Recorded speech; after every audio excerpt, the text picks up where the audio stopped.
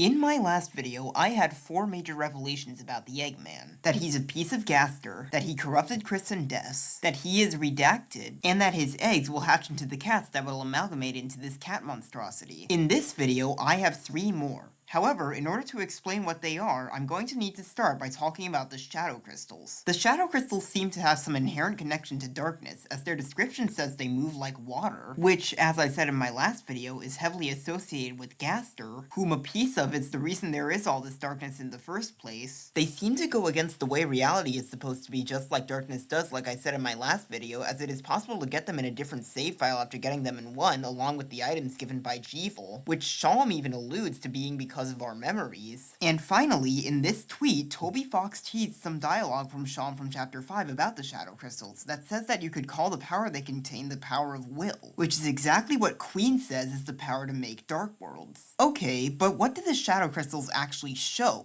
Well, while in the dark world they seem to just show the light world, in the light world they seem to show completely different things. However, there is something the Shadow Crystals show that I want to point out, and that is what they show in Chapter 3, which is the television getting smashed to pieces. Which is interesting because this is only caused to happen in the light world at the end of the chapter, possibly indicating that the Shadow Crystals have some power to tell the future. And with this in mind, I would like to propose that what the Shadow Crystals show is the future, but specifically the future that will be happening during the Roaring. This would work perfectly with the Shadow Crystal's association with darkness, as the Roaring is when the world will be covered in darkness. This would also perfectly explain why the Shadow Crystals seem to consistently show the light world and the dark world, since the Roaring is when the light and dark worlds will fall into chaos. And with this in mind, the thing that the 5 Shadow Crystals will form into is probably some sort of Shadow Crystal ball that will allow us to see the future relating to the Roaring and the night much more clearly than the individual crystals do. Okay, but who exactly is giving these people these Shadow Crystals?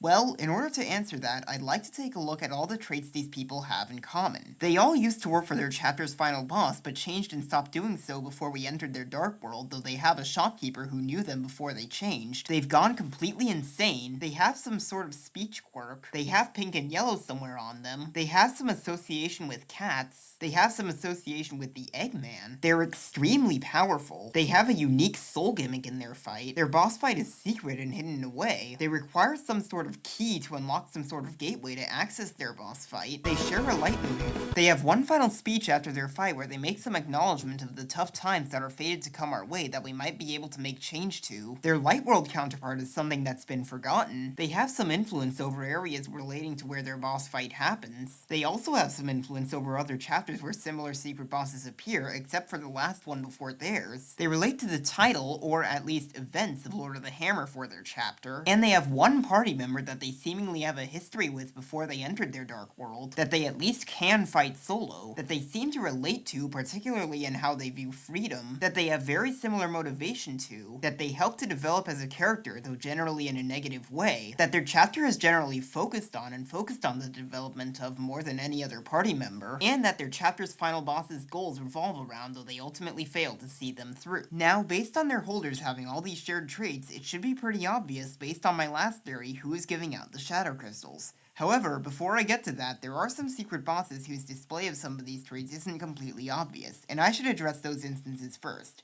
I'm going to start with Spamton, simply because he's the easiest one to explain the display of these traits for, and progress through the secret bosses as it gets harder and harder to explain it. So how is he associated with cats? Well, it's simple, through him having the cat element in the game's code, like I said in my last video. Okay, but how is he associated with the Eggman? Well, as we said in my last video, Spamton is heavily associated with Pippis, which are eggs, and hatch into miniature versions of himself, a cat, just like how the Eggman is giving us eggs that will hatch into cats. And not only that, but Spamton seems to be aware of the Eggman, as during Spamton Sweepstakes, there was a Q&A with Spamton, in which Toby Fox would respond to people's questions to him as Spamton, and in one of these responses, Spamton says that a white egg is surely another man's treasure. And in another one, he tells the questioner to send him 666,666 Neochromer. And the number 6 is heavily associated with Gaster, whom the Eggman is a piece of. Okay, but how does he have influence over areas relating to where his boss fight happens? Well, the area where we fight him in his normal form is Cyber City, which is filled with cats, and the colors pink and yellow. Okay, but how does he have influence over other chapters where secret bosses appear except Chapter 1?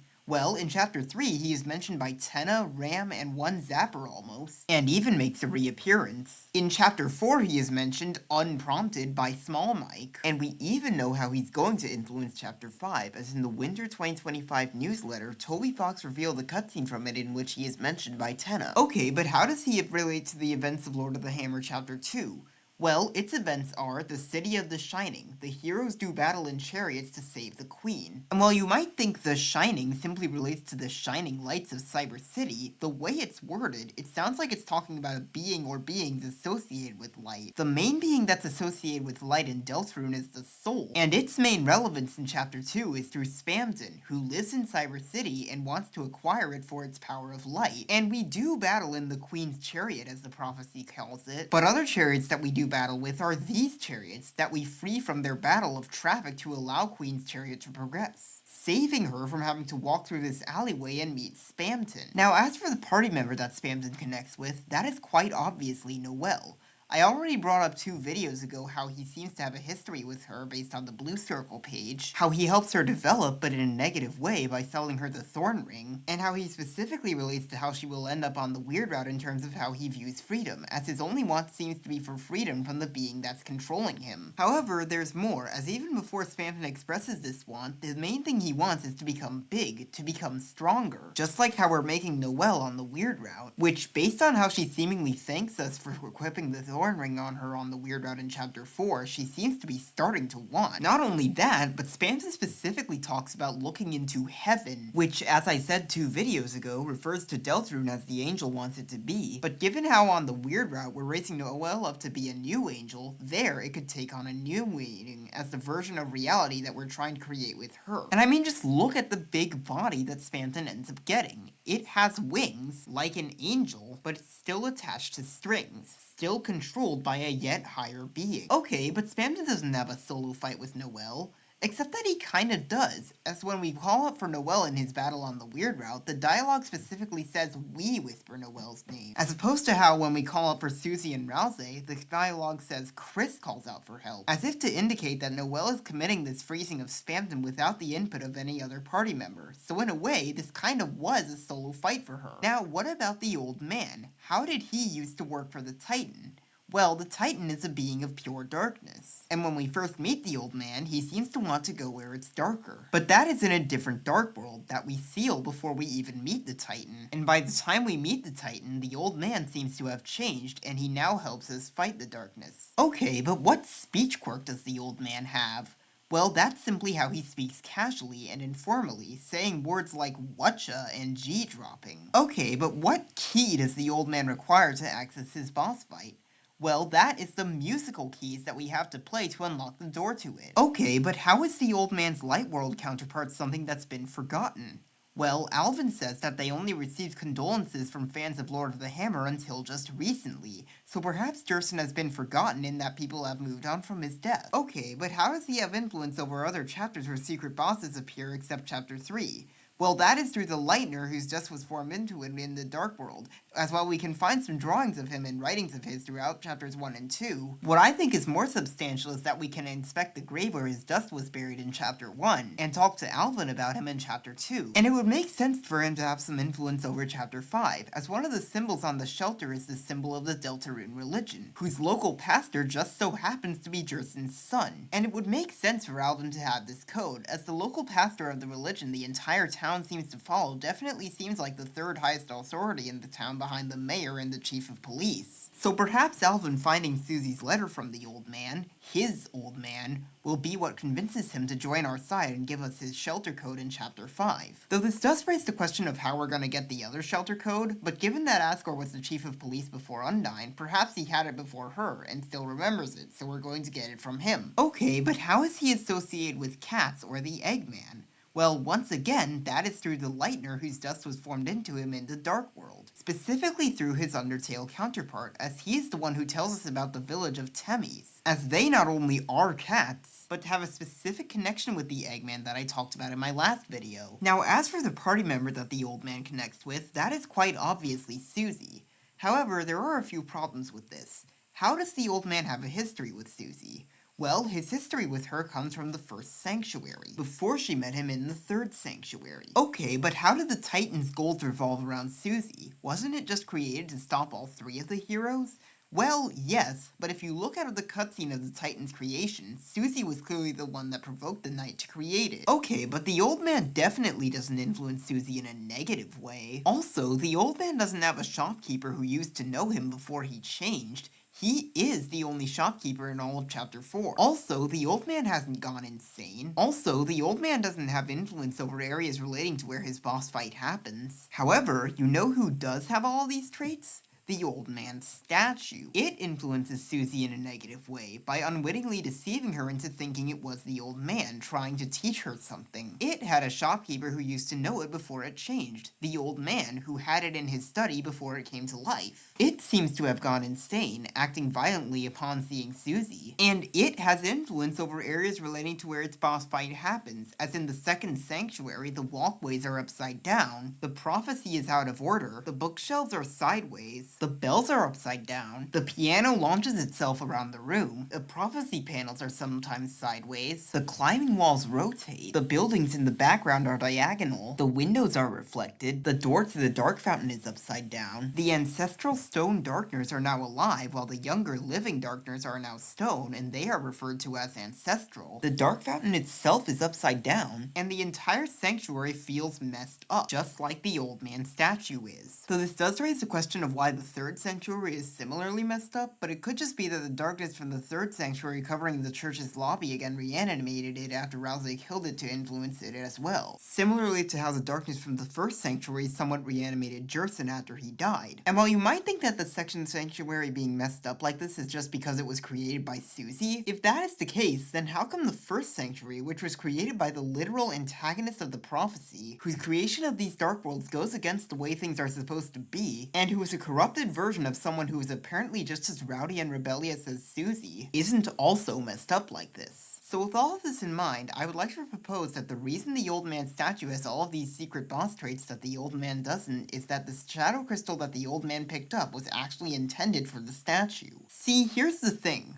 Rousey says he supposes the first sanctuary was simply formed from the third sanctuary's fountain, but the Knight closed the door to the third sanctuary knowing full well that we didn't have the code to open it, and would probably need to make a dark world in order to find it. What this means is that the only sanctuary the old man statue doesn't appear in, as I said before, is the one that the Knight didn't intend to be created, meaning that perhaps whoever left the shadow crystal there for the statue wasn't expecting the first sanctuary to even be created for someone else to pick it up in the first place. Someone who could then take on the role of the secret boss, and take a lot of its traits with it. This perfectly explains why the old man didn't take interest in this shadow crystal. He wasn't the one it was intended for in the first place. Now, what about Jevil? How is he associated with the Eggman, and how does he have influence over areas relating to where his boss fight happens?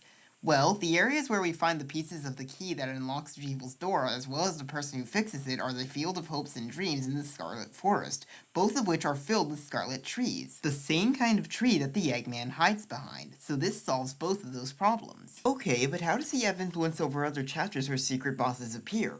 Well, in Chapter 2, he is referenced by Task Manager in Spamton. In Chapter 3, he changes the bet act in Tennis Fight, and in Chapter 4, King tells us some more about him. Okay, but unlike the other secret bosses, we don't really have many clues to how Jevil could influence Chapter 5. Also, he doesn't seem to relate to the events of Lord of the Hammer Chapter 1 at all. Also, he doesn't have a unique soul gimmick in his fight, and also, he doesn't really have a party member that he seems to particularly connect with. However, here's the thing about that. See, in order for each secret boss to have a party member they connect with, there would have to be 5 party members, as there are 5 shadow crystals, and Jevil is the only secret boss who gives us himself as an item, aside from Spamton, who we find out in Chapter 3 did so in order to reappear and reunite with Tenna. So perhaps the reason Jevil did this was to similarly reappear to fight us again when we have the 5th party member, this time with a unique soul gimmick. This explains why he doesn't relate to the events of Lord of the Hammer Chapter 1, because the truth is that that Chapter 1 isn't where Jevil's real main appearance is. This also explains why Spamton is the only secret boss whose shadow crystal didn't have anything happen to it that wasn't supposed to, and also why he seems to get so much special treatment from Toby Fox, having a major appearance in the Undertale 10th anniversary stream, and getting his own entire sweepstakes event. Because the truth is that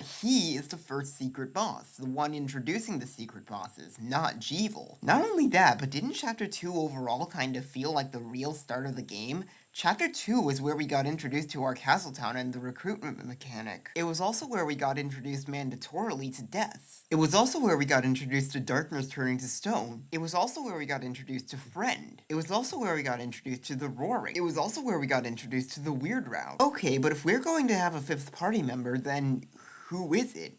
Well, I have reason to believe that in fact, the fifth party member will actually be Death. Allow me to explain.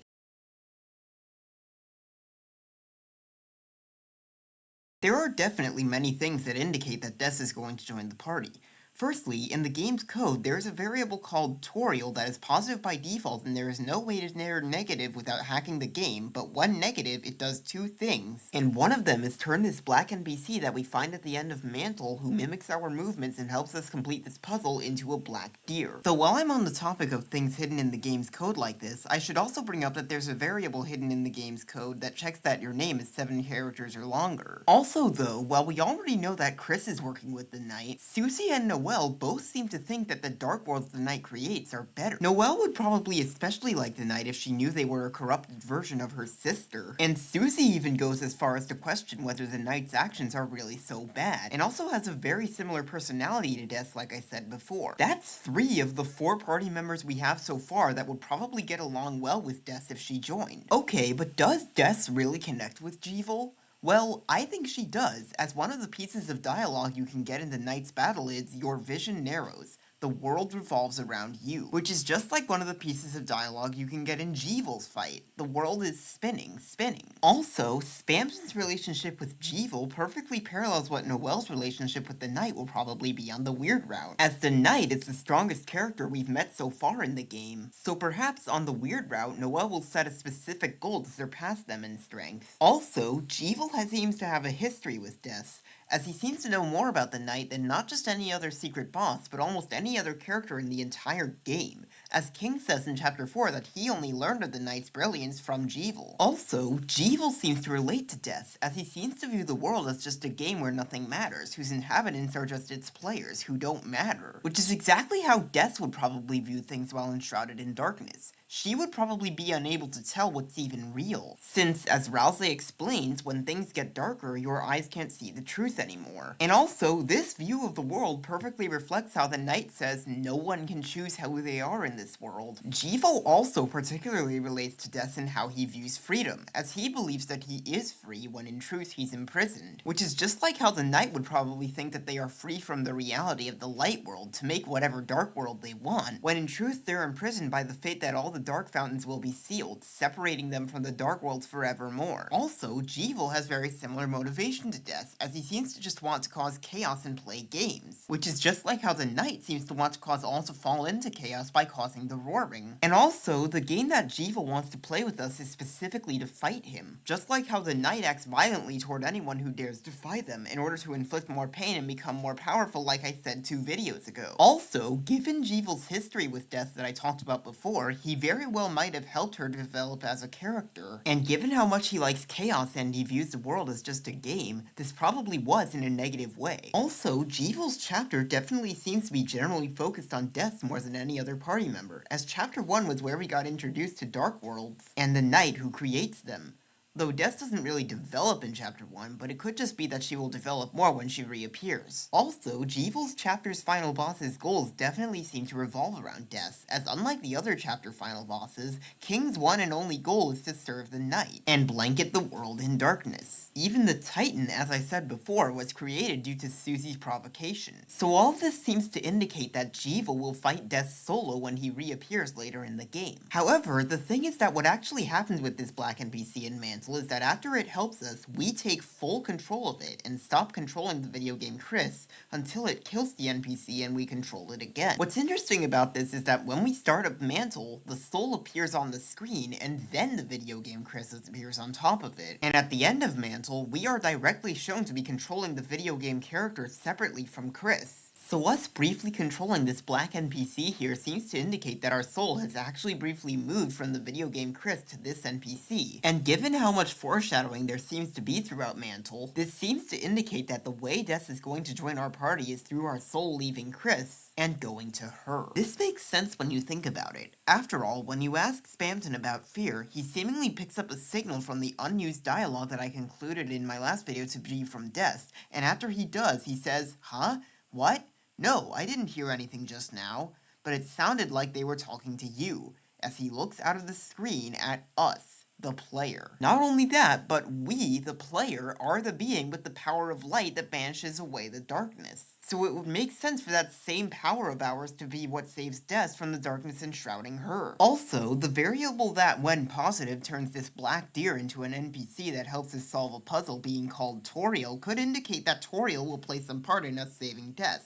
This could explain why the knight was trying to capture Toriel, to stop the darkness that enshrouds them from being banished. This would also answer this question of Rams. What will happen if Toriel wakes up is that the darkness enshrouding the knight will be banished, allowing all the dark worlds to be sealed away. This could also explain why Toriel is sleeping peacefully when we lose to the knight, but seems to be having a nightmare when we beat them. Perhaps the part that Toriel's going to play in this is going to be a strenuous, painful one for her, although exactly what part this is going to be, I'm not entirely sure. However, I can't ignore the other thing this variable does when negative, and that is to turn the white cloak into a white deer. What I take this to mean is that on the weird route, instead of going to Des, the soul is going to go to Noelle. And perhaps what Toriel will do there is try to save her instead. I mean, just think about it. In Chapter 4, we literally possess an angel doll. This could explain what the deal is with that variable that checks that your name is 7 characters or longer. Since Noelle is 6 characters long, but December is 8 characters long. So by checking that our name is 7 characters or longer, the game is essentially checking that we're on the normal route after this point. This would also mean that Des will not be saved on the weird route. And this seems especially likely when you consider that every single mandatory scene referring to Des in chapters 2 and 4 is skipped on the weird route. Not only that, but I think I know when this is going to happen.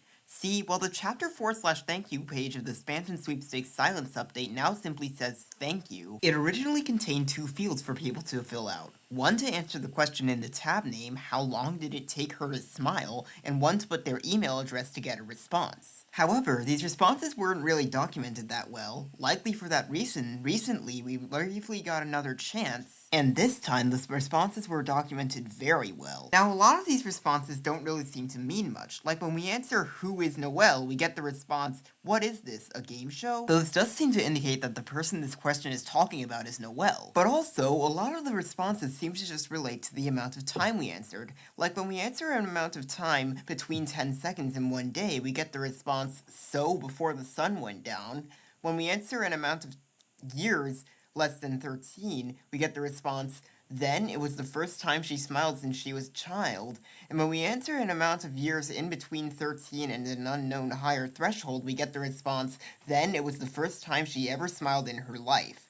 What's interesting, though, is that we also get the response for 4 chapters. The reason this is interesting is that Chapter 4 is the first time Noelle ever smiles in her life as a result of the weird route, and this seems to indicate that this question is about something that's going to happen on the weird route. And with this in mind, this could solve another mystery about the weird route, as when we answer when the cold water falls from the sky, we get the response, you're getting ahead of yourself, which is the same response we get for until the end of the universe and she never smiled again, possibly indicating that the unused cold water fell from the top of the sky prophecy panel is about a universe-ending spell that Noelle will learn at the end of the game on the weird route, which seems especially likely when you consider that it specifically says cold water, not snow, considering how water is heavily associated with the light world, reality. However, when we answer I don't know, we get the response, so you don't think it was really you that made her smile? Which seems to indicate that this is specifically something that will result from the player's actions on the weird route. Also, when we answer December or 1225, we get the response, when you have a bat, everything looks like a ball, which seems to be referring to Des's rowdy personality and tendency to hit things with her bat. While it's true that this response doesn't really give us anything new, the fact that it is a response tells me that this is something to do with Des. With all of this in mind, I would like to propose that the thing that will make Noelle smile that this thing is talking about is us possessing her. Specifically us possessing her instead of Des, thereby allowing her to become stronger than her, like I said before that she will want to. And based on this, I believe I can tell when this is going to happen, as when we answer one day, 24 hours, or one night, we get the response, then the next day you'll see her smile. And while you might think this is just another instance of the responses relating to the amount of time we answered, we also get this response for festival and 5 chapters, which seems to indicate that the time when Noelle is going to smile will be in chapter 5. However, I think that we can narrow this down even further, as we also get this response for when the heroes appear at World's Edge, which seems to indicate that this will happen during the Roaring, which seems a lot like something that will happen at the end of the chapter. And this could explain some of the things the Shadow Crystals show, like how they show through Chris's hand, since in the future, in the Roaring, we won't be possessing them anymore, and how they show Susie glaring at us coldly, since in the future, in the Roaring, she will learn that Chris was being controlled by us. This would also mean that we're going to possess Des at the end of chapter 5 on the normal route, meaning that chapter 6 is where we're going to plead playing as her, which means that chapter 6 is where Jevil's reappearance will be, which explains why he wouldn't influence chapter 5, because it's the last chapter before his main appearance, so this makes sense based on what I said before about which chapters the secret bosses influence. Okay, but what is the actual answer to this question? How long will it take her to smile? Well, given how when we answer no time at all, now, until she made a friend, which is just something that happens in-game, an amount of seconds between 0 and 10, or even just a digit between 0 and 9, we get the response, so she never stopped smiling, which we can even get by answering she never stopped smiling. But when we answer an amount of time that's in between 1 day and seemingly 1 year, or past the unknown upper threshold to the it was the first time she ever smiled in her life response, we get the response, what are you getting at? And when we answer a simple number past 10 other than 1,225, and another exception that I'll get to later, we get the response, but how long is that supposed to be? The correct answer to this question seems to be a short amount of time, which makes sense given how the weird route isn't really hard to force on Noelle at all. Okay, but who exactly is writing these responses? Well, given how when we answer ever, she never smiled, she never did again, she didn't, too long, never, eternity, or forever, we get the response, do you think that means she still can? When we answer she never did, as it wasn't her smile anymore, we get the response, that's where you're wrong. When we answer she never will, we get the response, is that really what you think? When we answer she lost track of time, which could relate to how Noelle is losing her sight of reality on the weird route, we get the response, look at you trying to be all original. When we answer 11, which relates to the weird route based on what I said in my last video, we get the response, if you follow the same path as everyone else, you won't pass through here. Which seems to relate to how on the normal route, we can't pass these traffic cones, or the carpet leading to Queen's Mansion. And in The Legend of Tenna, we can't pass through these cacti, these trees, or this tree, where Susie specifically alludes to what Spamton says on the weird route in chapter 2, you lost the miracles and magic when you tried to see too far. When she says, just cool thinking what might have been there, a little past what we could see. And our characters certainly can't leave the game. When we answer not applicable, which seems to be a reference to what this chapter 1 page of the Spamton Sweepstakes Silence Update says, which is in conjunction with the chapter 2 page which says applicable, the chapter 3 page which also says not applicable, but if you press the left arrow enough eventually says but, the chapter 4 page which eventually shows a simple red dot which links to the chapter 4/message page which contains many links in the layout of a keyboard to 2 different halves of Me, the song that plays in the scene in Noelle's room on the weird route in chapter 4. But if we consider only the letters that correspond to the positions on a keyboard of the first half of Me on this page, we get a message that unjumbles to thank you, prompting us to replace message in the URL with thank you, bringing us to the chapter 4/thank you page. And this all seems to relate to this scene that we can see on the weird route in chapter 4, and the chapter 5 page, which has 5 numbers on it in varying sizes, which seem to reflect the amount of influence the weird route has on those chapters, which seems especially likely when you consider what these numbers link to, as while the 1 is hidden and doesn't link to anything, the 2 links to D.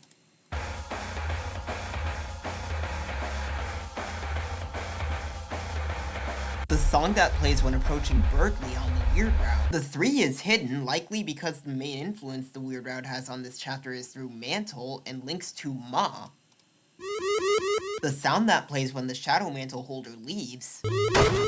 The 4 links to the Chapter 4 page itself, and this all could explain the tab name of the Chapter 5 page, since in order to start the Weird Route, we need to go back. And with the Chapter 4 and Chapter 5 page's clear relation to the Weird Route in mind, its applicability is probably what the Chapter 1, Chapter 2, and Chapter 3 pages are referring to, which could explain what the but on the Chapter 3 page is about. Mantle, we get the response, it is. This seems to be someone who supports the events of the Weird Route and Noelle's smiling, and actively discourages us from stopping it or stopping that from happening. And the thing is that no one seems to support the events of the Weird Route, or at least its video game counterpart, more than the Shadow Mantle holder.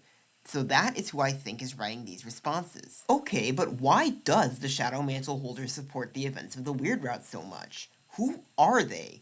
Well, considering that they talk to Chris directly outside the game, and they're capable of damaging them directly, this seems to not just be an NPC that's a part of the game, but someone's in-game avatar that they're controlling from outside it. So with this in mind, considering that, like I just said, they seem to support the events of the Weird Route, in the game we find them in the shelter, which is being used as a headquarters by the Knight. They summon multiples of Friend. They seem to be inherently connected with darkness, specifically through their many connections with Asriel as they use fire, just like him. Burning Eyes, their battle theme, has the same motive as Burn in Despair, and they're referred to in the game's files as Nightmare, which connects back to Asriel along with Friend, as Flowey's theme is called Your Best Friend, but his Omega Form's theme is called Your Best Nightmare. I would like to propose that the person controlling the Shadow Mantle holder is in fact none other than the Eggman. This makes sense when you think about it, as when we answer to how long did it take her to smile, 11 hours or 11 years, which is something literally said verbatim by the Eggman, we get the response from the Shadow Mantle holder, make up your mind. Also, when you reach the end of Board 2 of Mantle without completing Board 1, you get the message, aren't you forgetting something important? Which is very close to the tab name on the Windows and Window pages,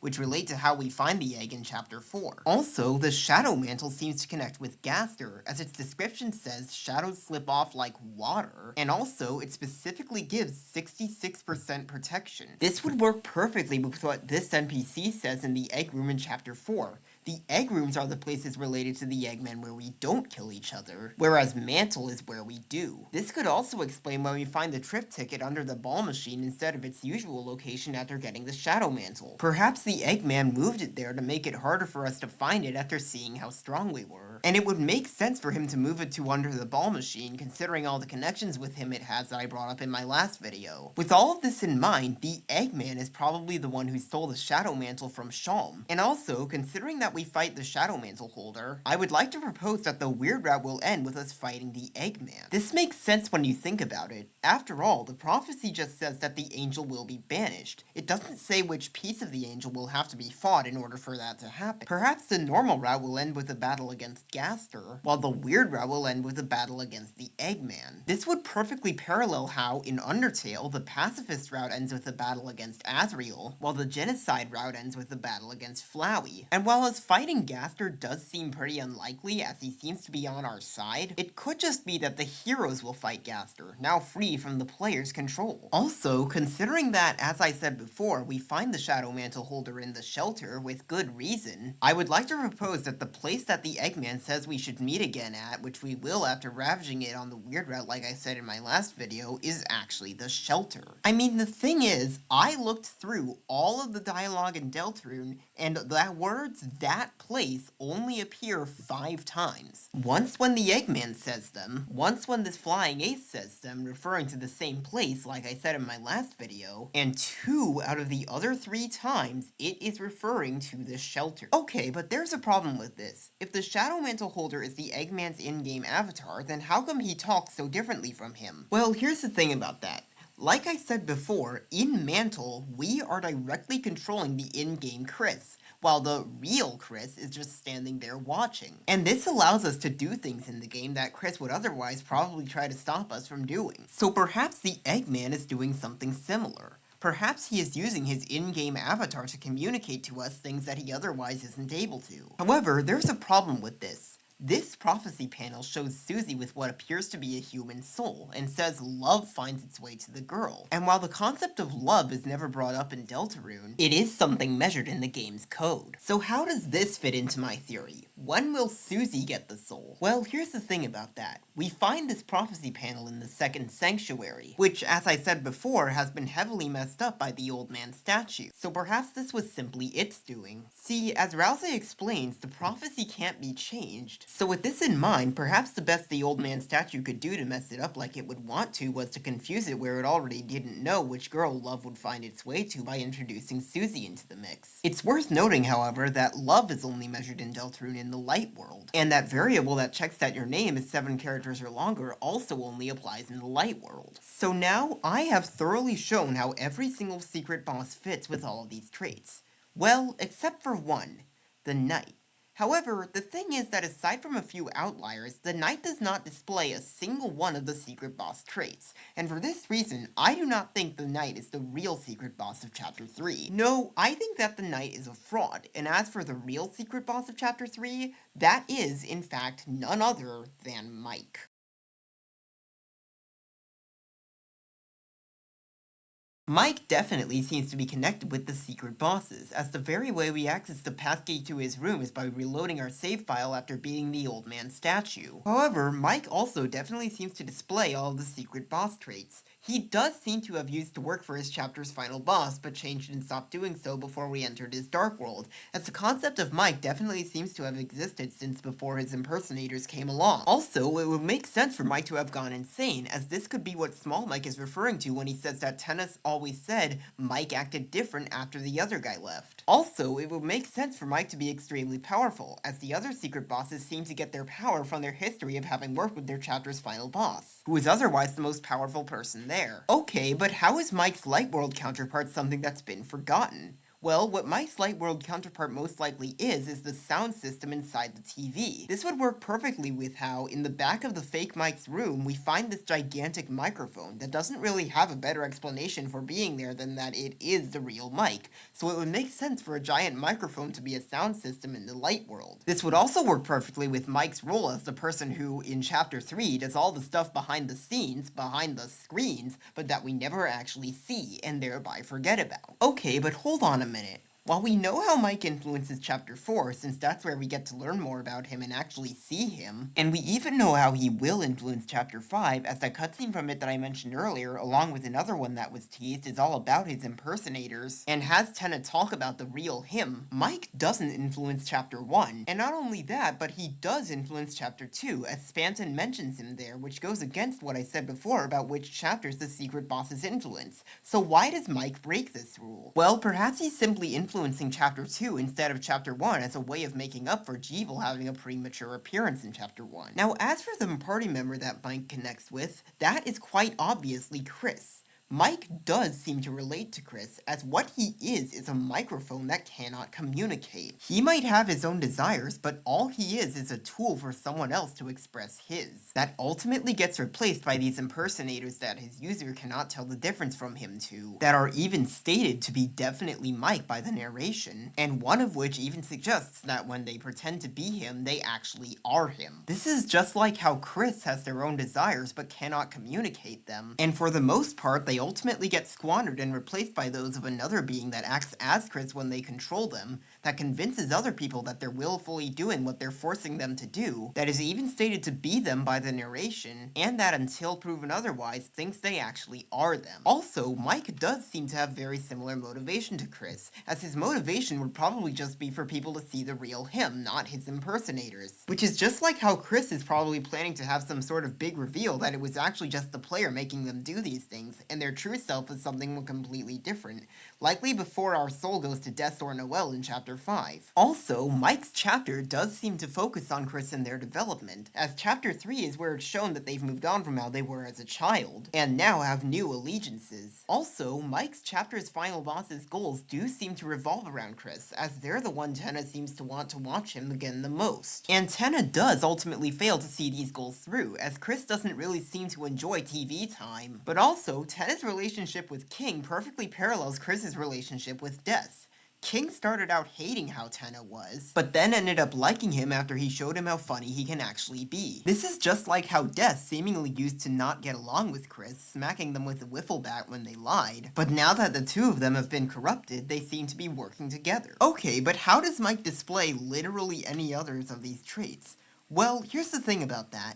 While the fake mics are just impersonators, they seem to be doing a really good job, so we might be able to tell how Mike has some of these traits through them having them. The fake mics do have a speech quirk, as they change how they talk, or whether they talk, depending on which one is taking their turn being Mike. Also, the fake mics do have pink and yellow on them, as Cat Mike's eyes are pink and yellow. But also, as I talked about in my last video, their minigames are filled with pink and yellow. Also, the fake mics are associated with cats, as one of them is dressed up as a cat, but also, as I talked about in my last video, their minigames are filled with cats. Also, the fake mics do have a unique soul gimmick in their fight, the Mike and Mouse soul gimmick. Also, the fake mics boss fight is secret and hidden away. Also, the fake mics do require a key to unlock a gateway to access their boss fight, the pass key to enter through their door. Also, the fake mics do have the secret boss leitmotif in Airwaves, the song that plays in Bad It. Also, the fake mics do acknowledge the tough times that are fated to come our way in their final speech after their fight,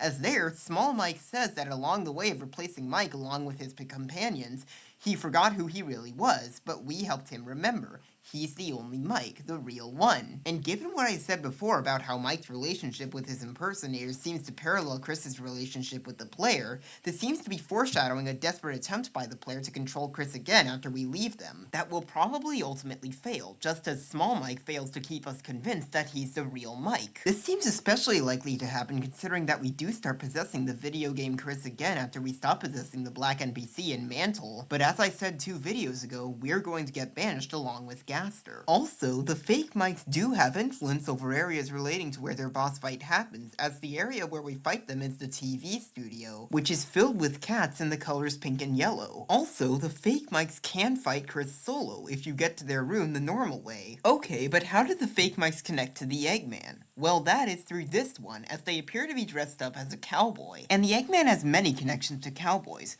Firstly, in an unused quiz of Tenna's, Asgore's favorite cowboy puppet show is stated to have been cancelled, which connects to the Eggman through it being a puppet show since the Eggman uses Friend as his puppet, but also through it being cancelled, since the Eggman has sort of been cancelled from reality. And this even seems to apply on a meta level, as there was a cowboy-themed section of Chapter 3 that was teased in Spamton Sweepstakes that Toby Fox later ended up cancelling, as he revealed in the Spring 2023 newsletter. However, the Eggman is also connected with cowboys through the night. As I said before, the Shadow Mantle holder is referred to in the game's files as Nightmare, but if we take away the night from that, we're left with Mare. And also, the name of the song that plays when the Shadow Mantle holder talks, Aram, spelled backward, is Mare. Also, knights in chess are horses, but the actual reason for that is that they signify the knights who ride them. So all of this seems to be equating Des after we save her from being the knight with a horse, but the role of the Eggman to Des is the one she's working for, her controller. And who controls horses? They're riders, cowboys. Not only that, but Redacted inexplicably has a horse stable, which not only shows him as the one controlling Des, but is exactly the kind of thing you'd find in a Western setting. Also, Cat Mike's relationship with Cowboy Hat Mike perfectly parallels Friend's relationship with the Eggman, as he simply listens to them in Small Mike, just like how Friend is just a puppet for the Eggman. Also, Cowboy Hat Mike is actually a zapper, which in the light world is a remote, the thing that controls the TV. Also, 7 years ago, Toby Fox posted this weird, creepy version of You've Got a Friend in Me from Toy Story called Friend Inside Me, in which Woody just sang Friend Inside Me over and over. And this also seems to relate to this, as Small Mike literally refers to Cowboy Hat Mike as a friend on the inside. Also, it would make sense for the Eggman to relate to Woody specifically, since he also had a show that was cancelled. The show was cancelled. But also, one of Woody's lines is, "There's a snake in my boot." There's a snake in my boot. And the Eggman, as I said in my last video, is heavily connected with the snake. Also, the song being called Friend Inside Me could relate to how Friend was inside the egg that was sent to Noelle by the man. Not only that, but Woody's main fear in Toy Story is being forgotten by Andy and replaced by the new science fiction themed Buzz Lightyear. You stay away from Andy. He's mine. This is just like how the Eggman has been forgotten, and the person who's remembered instead of him literally is a scientist. Not only that, but what is Toy Story all about? Toys that come to life to be played with by their kid. This is exactly what Deltarune is about. Objects that come to life to be played with by people in the real world, specifically through the power of darkness, which the Eggman is heavily associated with. Finally, given what I said before about how there will be 5 party members, these 5 shadows in Queen's Mansion seem to relate to the main sources of anguish in the lives of the party members with their respectively colored icon. The purple house relates to Susie's angry disposition likely coming from a bad home life. The green wave relates to Rousey's prophesied fate to be sealed away with all the other Darkners, since the depths image appears on the prophecy. The yellow fire relates to Noelle's victimization on the weird route, since fire is used by Azrael, who is an angel like Gaster, whom a piece of is heavily associated with that route. The cyan bird relates to Chris's being controlled by the player, given how we're like a bird and that we're the free one. And also, Chris puts us in a bird cage. And last but not least, relating to Des, the main source of anguish in whose life is that she's been corrupted into the night by the Eggman, we have an orange cowboy boot. And it would make sense for Des to have an orange icon, since Noelle seems to get her yellow fur from her mother, but Rudy's fur looks more orange. And also, the Shadow Mantle holder's mouth is orange. Okay, but Mike doesn't particularly relate to Chris in how he views freedom, nor does he really help them to develop as a character. Also, he doesn't have a shopkeeper who used to know him, nor does he relate to the title or events of Lord of the Hammer for his chapter. However, you know what does have all of these traits? Mantle. It has a shopkeeper that knows about it, Ram. It relates to the title and events of Lord of the Hammer for its chapter, since Lord of the Hammer Chapter 3's title is The Isles of Northern Light, which is just a space and some capitalization away from what these islands are called. And its events are the heroes travel among the islands and catch a glimpse of the lost land, which is exactly what we do in Northern Light. It particularly connects with how Chris views freedom, as it seems to be something that they're desperate for, that they would go to almost any lengths to attain. And based on what Ram says, Mantle is what gives them freedom, however extreme the lengths they have to go to get it are, and it helps Chris to develop as a character, though in a negative way, as it seems to be telling them that they will never be free, and we will have our way no matter what. Not only that, but Mantle even seems to have some of the traits that Mike already had, as it is associated with cats, it is associated with the colors pink and yellow, it is secret and hidden away, and it requires many keys to unlock many gateways to progress through it. Not only that, but Mantle seems to be connected with the other secret bosses, as when talking about it, Ram uses the same sound effect as Jevil uses when telling you how to get the first broken key. And also, the Shadow Mantle holder briefly appears on board 1 of Mantle after we reach the max level, leaving behind dark text that says, "Having fun?" Which Jevil also says, albeit capitalized and with an exclamation mark. So with all of this in mind, I would like to propose that the reason Mantle has all these secret boss traits is that it was created by Mike. This was Mike's game, the one that he created before going insane and getting replaced by his impersonators, which Tenna, at that point, replaced with a game that he saw as more appropriate. With this in mind, I think it's very likely that Mike is the one who dropped the odd controller into the theater. This seems especially likely when you consider that Small Mike says that sometimes when Tenna asks Mike to do something, it just sorta happens, which seems to indicate that even though Mike has gone insane, he can sometimes do things in TV world, and also that the odd controller's buttons are described as pink and yellow. Okay, but Mike doesn't seem to have a history with Chris, and also, if he is the true secret boss of Chapter 3, then why doesn't he have a Shadow Crystal? Where is Mike's Shadow Crystal? Well, here's the thing about that. If what I said before about how the Shadow Crystals will form into some sort of Shadow Crystal ball is correct, then the Knight, and by extension Chris, do not want us to collect the Shadow Crystals, because they will allow us to see what the Knight is going to do before they do it, and always have the advantage against them. And while this does seem to go against what the Shadow Mantle holder says, this could just be him toying with Chris, telling them they want this thing that they don't actually want. Like when he says that Chris enjoys the events of Mantle and the Weird Route, which I seriously doubt they do. So with this in mind, perhaps what's going on here is that Chris, having the opportunity to do so due to his Dark World being in their house, took Mike's Shadow Crystal from him before we ever got to meet him. This likely happened after Chapter 1, as that was kind of Chris's only opportunity to do this before Chapter 3. Chris having done this could also explain how they have a history with Mike. Okay, but if this is the case, then how come we don't have the Shadow Crystal in our inventory at the start of Chapter 2?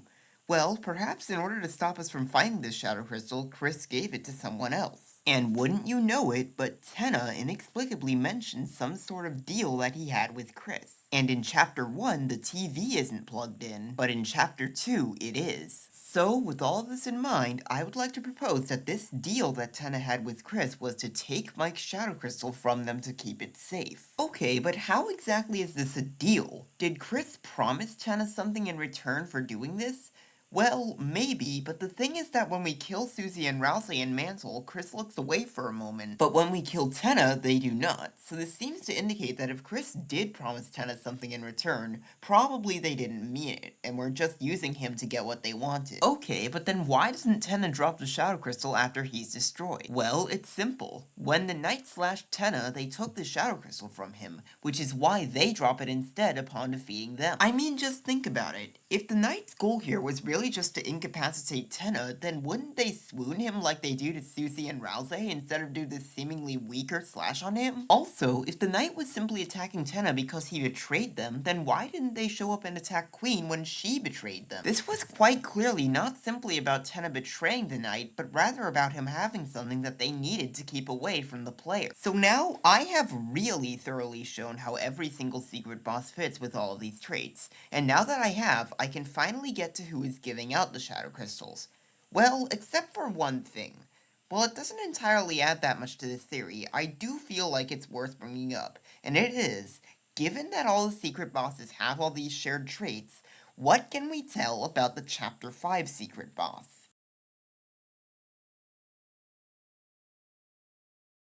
Well, this prophecy panel about Asgore is labeled in the game's files in exactly the same way as the ones about Queen and Tenna, but with a different number, so this seems to indicate that Asgore will be the final boss of Chapter 5. And also, through process of elimination, the party member the Chapter 5 secret boss connects with will have to be Rousey. So this does bring up the question of how they could have a history with Rousey before he entered their Dark World when he's a Darkner. And while this could be solved through some shenanigans of there being multiple Dark Worlds in Chapter 5, like in Chapter 4, what I think is more likely is that the Chapter 5 secret boss will have a history with Rousey from before he was Rousey, when he was Asriel, like I said 2 videos ago. So based on this, we can tell that the Chapter 5 secret boss will be someone who has a history with Asgore and Asriel, but changed and stopped working with Asgore before we entered their Dark World. And based on this, I think I can tell who it is. The green lizard that Asriel used to love. This lizard definitely seems to display a lot of the secret boss traits.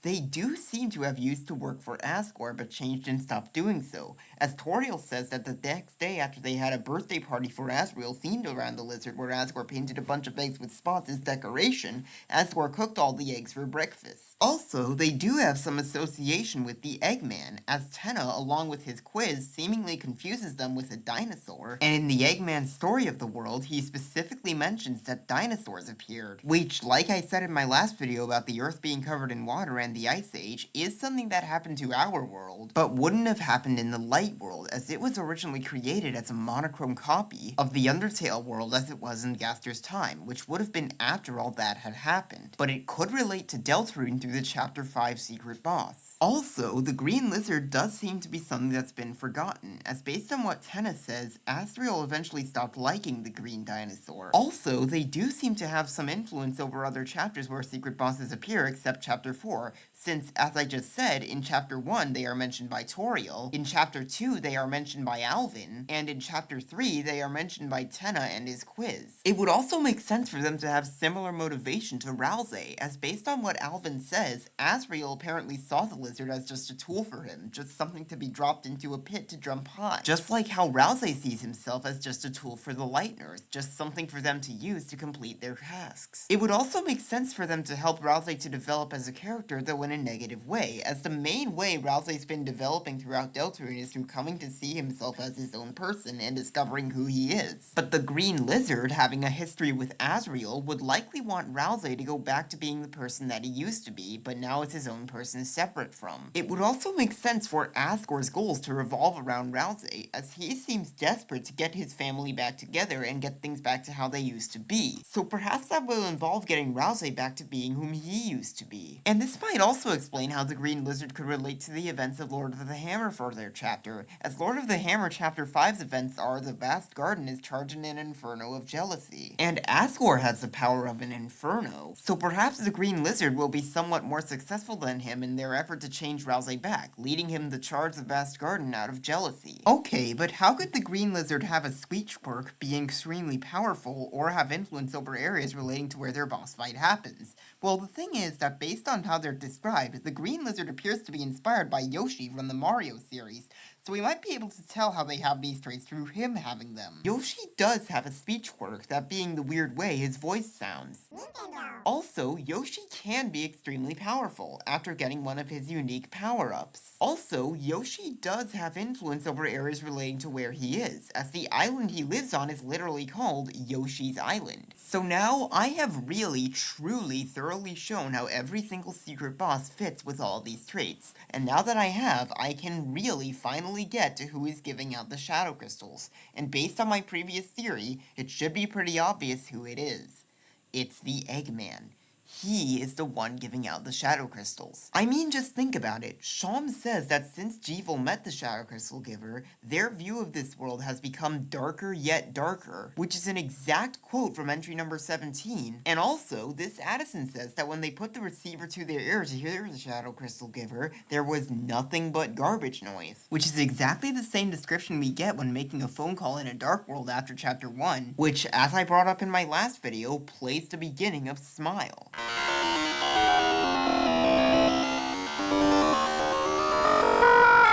The song that plays in entry number 17. And entry number 17 is all about Gaster's interest in darkness, which is the Eggman's defining characteristic. Also, based on what Sham says, we are going to get Shadow Crystals in chapters 1 to 5, the exact same chapters where we're going to get eggs. Also, this book about the fallen star that I concluded in my last video to be talking about the Eggman specifically says that after the fallen star wept, making rivers with its tears, slowly from the bitter water something grew, and it looked like glass. And the Shadow Crystal's description in the Light World says it feels like glass. Also, in Mantle, Tenna talks about Spamton's phone call with the Shadow Crystal Giver literally right outside of where we find the Shadow Mantle holder. Also, Spamton literally unpromptedly says, "My eyes are burning," just like how the Shadow Mantle holder says, "Flickering red like pretty little flames, your eyes can't hide it." Also, the Shadow Mantle holder literally says, "That's why you're searching for them, aren't you? The Shadow Crystals, and the Shadow Mantle that I'm holding," which I think could very well be interpreted as the Shadow Crystals and the Shadow Mantle, both of which I'm holding. The Shadow Crystals having been given by someone notorious for warping the reality around him based on memories would explain why it is possible to get them in a different save file after getting them in one, along with the items given by Jevil based on our memories. And just like with other ways the Eggman warps reality, this even seems to have affected other things in Deltarune, as the descriptions of Azrael's drawer in the TV dinner change depending on which save file you're in. The Shadow Crystals having been given by someone who wants to stop the heroes and cover the world in darkness would perfectly explain why he gave them to the people he did. He was trying to use people who had personal connections with the party members to get each one to betray the party and stop them from stealing the fountains. And with the Shadow Crystals having been given by the piece of Gaster with all of his interest in darkness without any of the knowledge of why it's bad in mind, I think it's very likely that what the Shadow Crystals are is pure darkness in a solid, crystallized form. This perfectly explains why they're all so heavily associated with darkness. And with this in mind, I think it's very likely that the Shadow Mantle is made of Shadow Crystal. This seems especially likely when you consider that, as I said before, the Shadow Crystal's description says it moves like water, and the Shadow Mantle's description says shadows slip off like water. I also think it's very likely that the darkness enshrouding death is of this same crystallized variety. This seems especially likely when you consider that, as I said before, the Shadow Crystals specifically show the roaring, and causing it is the knight's ultimate goal, and also that the black shard's description in the Light World refers to it as a small chip of glass, and as I said just before, the Shadow Crystal's description in the Light World says it feels like glass. In fact, given how, as I said in my last video, the hard small dark triangle in the secret ball machine room is likely a black shard, this could explain why the Eggman created this room in the first place, to show Chris their future of becoming free from the soul. This explains why the room is so heavily associated with death, because she's the one who will get the soul instead. The shadow crystals having been given by the Eggman perfectly explains why the ways Spamton and Mike are associated with cats are through being cats, why the places Spamton and Mike have pink and yellow on them are on their eyes, and why the ways they influence areas relating to where their boss fights happen is through cats and the colors pink and yellow. Because Friend, which I concluded in my last video was created by the Eggman, is a cat and has pink and yellow eyes, and the party members that they connect with, Noelle and Chris, are the two people that they have shown themselves to. This also explains why the ways Spamton and Mike help the party members that they connect with to develop is through encouraging the weird route. Mike, so much so that the game that he created contains a lot of evidence for my previous theories about it, as both Sword, the song that plays on the first two boards of Mantle after getting the sword, and Dump, the song that plays in both the S rank and Z rank rooms, which you have to go through one of to access Mantle, have the same motive as the Holy, marking a connection between the Weird Route and the Angel. The theme of Northern Light has the same motive as Flashback Excerpt, marking a connection between the Weird Route and Memories, which it would be based on what I said 2 videos ago about how it's associated with holiness. The song that plays in the Manhole Dungeon, where we find the Shadow Mantle holder, is called Bit Roots, marking a connection between Roots and Pure Darkness. In Board 1 of Mantle, Friend appears with their eyes and mouth split between 2 rooms of pitch darkness, marking a connection between them and Pure Darkness. The layout of the Ice Palace changes after getting the White Cloak, marking a connection between the Weird Route and Darkness, since darkness is the power that alters reality like this. And after completing Mantle, the Smile option at the vending machine disappears, indicating that the Weird Route is something that goes against what Gaster wants, due to his heavy association with smiles. Because the Eggman is heavily associated with the Weird Route, and the party members that Spamton and Mike connect with are the 2 main victims of it. This all explains why the ways Spamton and Mike influence the chapters of each other's boss fights are through each other. This also explains why all the secret bosses have all of these traits. They're mimicking the person who gave them their shadow crystals, because the Eggman used to work for the final boss of the chapter of his boss fight, but changed and stopped doing so before we met him, since, based on what I said before, the boss fight against the Eggman will be on the Weird Route in Chapter 7, the final boss of Chapter 7 will be Gaster, and as I said in my last video, the Eggman has split off from him and is now working against him. The Eggman has gone completely insane. The Eggman has a speech quirk, the confusing, nonsensical way he talks. The Eggman is associated with the colors pink and yellow because Friend's eyes are pink and yellow. The Eggman is associated with cats because Friend is a cat. The Eggman is associated with the Eggman, obviously. The Eggman is extremely powerful, so much so that he can warp reality. The Eggman will likely have a unique soul gimmick in his fight, as the Shadow Mantle holder's fight does, in that it isn't turn-based and we're only able to win the fight by fighting with a weapon that we directly use with our soul. The Eggman's boss fight will be secret and hidden away, based on what I said before about it being exclusive to the Weird Route. The Eggman will likely require a key to unlock a gateway to access his boss fight, since, as I said before, we find the Shadow Mantle holder in the shelter, and in the real world, it requires 3 key codes. It sounds to me like the Eggman has the secret boss's leitmotif in his theme, if you listen closely. Here is it on top of Dial Tone, the theme of Spamton's shop, as an example to let you hear it.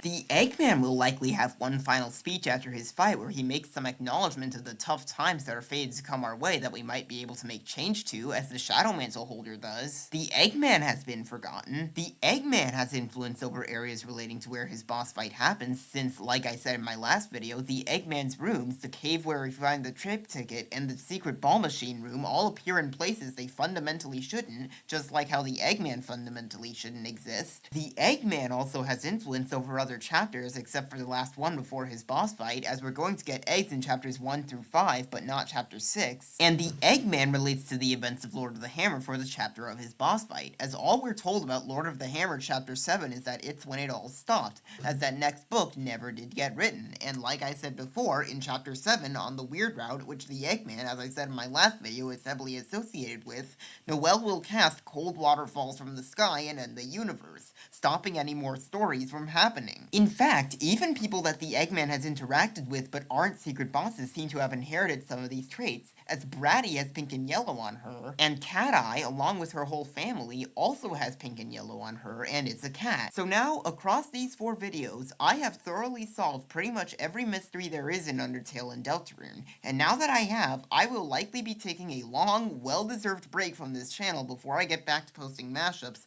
although I also have some other stuff I'm working on.